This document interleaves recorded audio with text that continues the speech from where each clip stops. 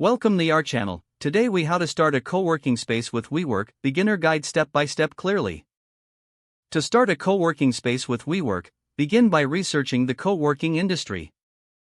Familiarize yourself with the current market trends and demands. Identify your target audience, such as freelancers, startups, or established businesses.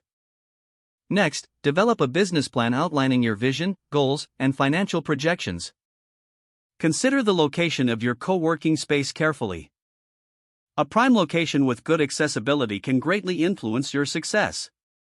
Evaluate potential spaces for size, amenities, and overall atmosphere. Once you have a location, connect with WeWork to explore partnership options. Visit their website to understand their offerings and what they look for in partnerships. Prepare the necessary documentation and define your proposal.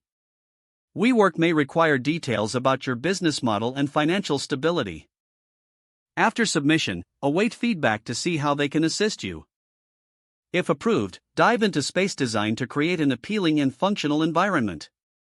Focus on flexibility in your layout to accommodate various work styles. Next, select furniture and technology that enhance productivity. Invest in high-speed internet, conference rooms, and communal areas. Consider additional amenities like coffee stations or wellness spaces to attract members. Before opening, craft a marketing strategy to promote your co-working space. Use social media, create a user-friendly website for easy access to information and bookings. Once everything is ready, plan a launch event to showcase your space. After the launch, collect feedback from initial members to improve offerings. Keep communication open to foster a community atmosphere among members.